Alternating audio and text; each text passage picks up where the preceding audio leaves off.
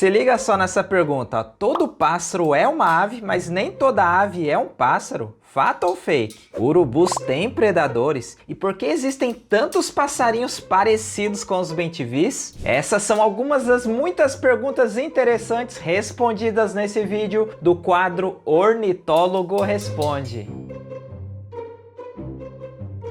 Ó, eu já começo aqui com a pergunta do Cássio.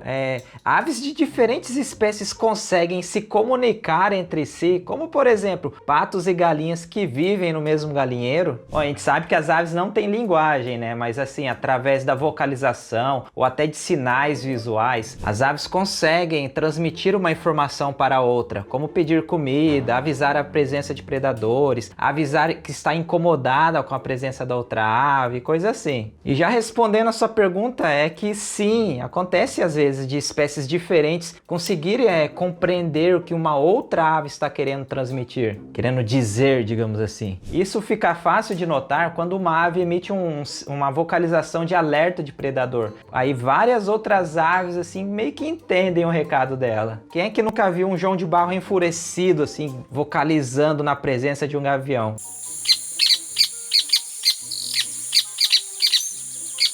Bem-te-vis, beija-flores e toda a passarinhada do arredor entende muito bem a mensagem do João de Barro. Uma vocalização de alerta de predador. Pergunta aqui do Gilmar Batista. Boa noite, William. Parabéns pelo trabalho. Pô, obrigado. O urubu Coragypsa tratus possui algum predador? Os urubus não parecem ser dos mais apetitosos, né? Mas até eles têm predadores. Ovos e filhotes podem ser predados por tucanos, jiboias, lagartos e várias aves de rapina. Já o urubu adulto realmente tem poucos predadores, mesmo as águias e os gaviões que poderiam predá-lo costumam ignorá-lo, até voando na mesma térmica sem interagir. Mas entre as aves de rapina existem registros do gavião de penacho e espisetos ornatos atacando e comendo urubus. Não é comum, mas pode acontecer. E em solo, quem costuma comer urubus são jiboias e sucuris. No Wikiaves, inclusive, existem até algumas fotos de predação desse tipo. Eu já vi algumas e são bem impressionantes. Agora a pergunta do membro do canal aqui, do Leves.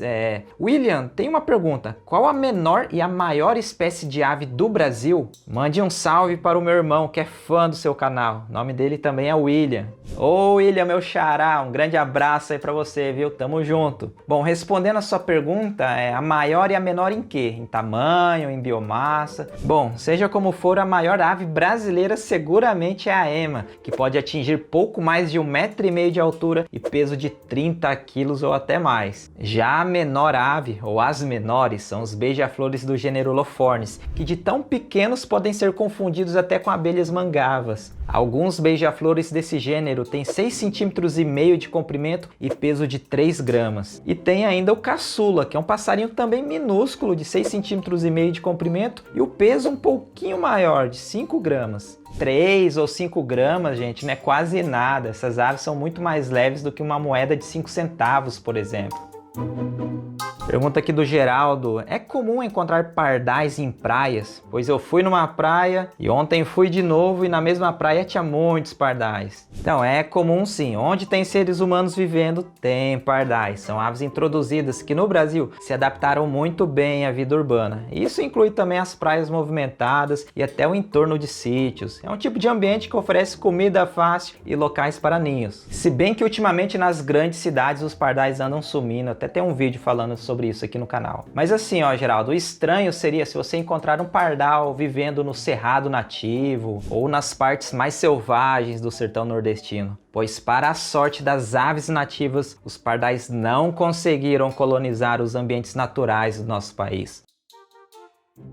Nelson Queiroz. Olá, no recôncavo baiano tem uma ave noturna cujo canto parece dizer cavala, cavala, cavala. Um canto aterrorizante que suscitou uma lenda de terror. Você sabe dizer que ave é? Puxa, Nelson, olha, provavelmente a ave que você está se referindo seja o narcejão, uma ave de nome científico Galinago undulata. Uma ave noturna que em algumas épocas do ano faz um som que parece realmente dizer cavala, cavala e que deu origem a várias lendas por aí.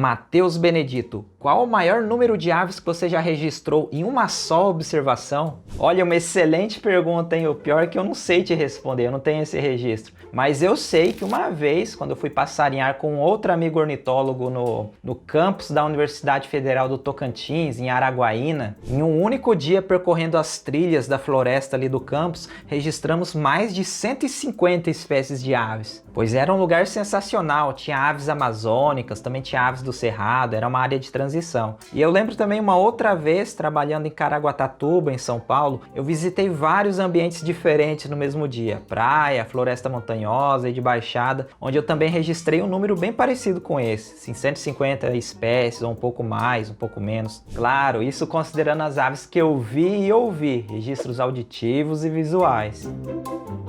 Próxima pergunta, existe alguma ave que preda beija-flor? Pois eu já vi beija-flor botando o gavião para correr várias vezes. É um bichinho invocado. Meu, beija-flores tem vários predadores, a maioria são outras aves.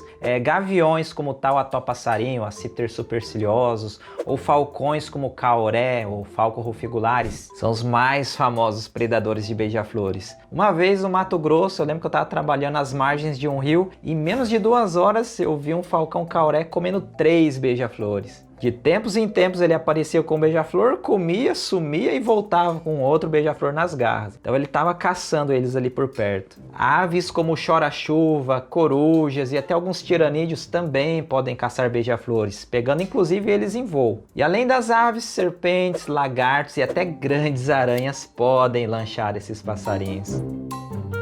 Tunhão turbina.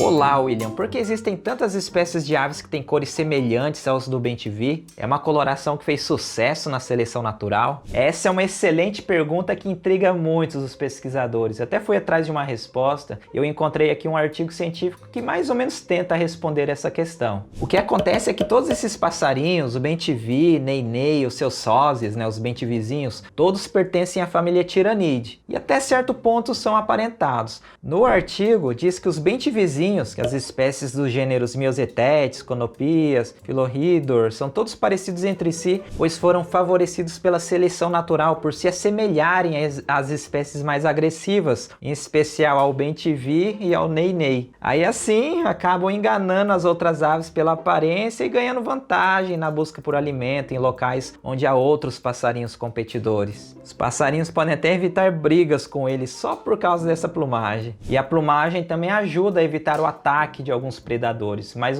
isso tudo são hipóteses, tá? São as hipóteses encontradas no artigo. Ainda é uma questão que está em aberto. Berg Santos, existe ganso no Brasil? Imagino que você está se referindo a espécies de gansos nativos que são encontrados na natureza, mas existem sim. No Brasil pode ser encontrado o ganso do Orinoco, o nome científico Neoquem jubata, que é mais popular pelo nome de pato corredor, que é encontrado às margens de grandes rios na Amazônia e em algumas partes do centro-oeste. E tem também o ganso de Magalhães, que é uma ave da Patagônia, mas que já apareceu como vagante, pelo menos uma vez no Rio Grande do Sul. Olha aqui uma pergunta do Davi. Por que o João de Barro não foge da gente quando ele come? Então, Davi, cada espécie de ave permite a aproximação humana de diferentes formas. Algumas, como o João de Barro, permite que a gente chegue bem perto, assim, sem ele voar. Ele é rápido e sabe até que distância a nossa presença é segura para ele. Só que tem passarinho que só de ver a gente de longe já sai em fuga. E mesmo em uma única espécie, tem indivíduos que são mais ou menos tolerantes à aproximação das pessoas. E ainda tem outras variáveis, como as aves que vivem na cidade tendem a ser mais tolerantes do que aquelas que vivem em ambientes naturais e tal. Então tudo isso tem a ver com o comportamento instintivo da ave, do ambiente, da experiência vivida por ela. Matheus, acompanho seu canal e aprendo muito com você, gosto muito dos seus vídeos. Obrigadão, Matheus. Eu queria saber se essa frase é verdadeira, que todo pássaro é uma ave e nem toda ave é um pássaro. Essa é uma pergunta polêmica e divide opiniões. Tem ornitólogos que dizem que pássaros só devem ser chamadas as espécies que pertencem à ordem Passeriformes. E pronto. Por outro lado, existem ornitólogos como Fernando Costa Straub, que é um grande amigo e ídolo, que diz que ave e pássaro pode ser usado como sinônimo. Ele até produziu um artigo científico com ótimos argumentos que diz que tanto faz você chamar ave ou pássaro, independente da ordem a qual ela pertence, que não tem base técnica e linguística para tal distinção. Pois, segundo o artigo, pássaro não é uma designação exclusiva dos integrantes da ordem Passeriformes. Até o verbo passarinhar, que é usado muito hoje em dia, especialmente entre os observadores de aves e fotógrafos, passarinhar significa observar aves, né? Não só aves de todas as ordens, não só os passeriformes. E esse negócio de pássaro ser usado apenas para os passeriformes, na prática, eu te dizer, não funciona, pois é difícil distinguir o que pertence ou não aos passeriformes apenas olhando a ave. Beija-flores são normalmente chamados de pássaros, parecem pássaros, mas não são passeriformes. Espécies como o japuaçu não parecem pássaros, pois são grandões e tal, mas são passeriformes. Andorinhas são passeriformes e os andorinhões não são. Por isso que eu concordo com o artigo do Fernando Straub. Pássaro e aves podem ser usados como sinônimos e tá tudo bem. Inclusive, uma das definições de pássaro em muitos dicionários é de ave pequena.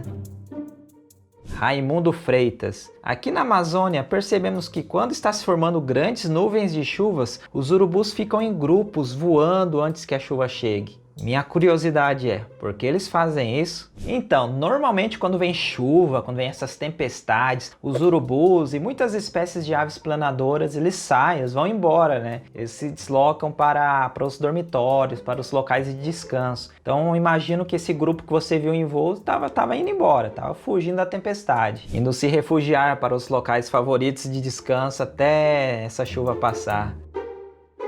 Olha, se você tem alguma pergunta para o próximo vídeo desse quadro, use a hashtag OrnitólogoResponde aqui nos comentários, combinado? Olha, se você gosta muito do nosso canal, quer apoiar o Planetavis de alguma forma, considere se tornar um membro do canal. É sério mesmo, me ajuda bastante. Mas se você não pode ser um membro, tudo bem. Só o fato de você estar assistindo esse vídeo, curtindo e compartilhando o link com seus amigos e familiares que gostam de aves e natureza, também me ajuda bastante, tá bom? Então é isso, gente. Agradeço aqui a audiência de sempre e até o próximo vídeo.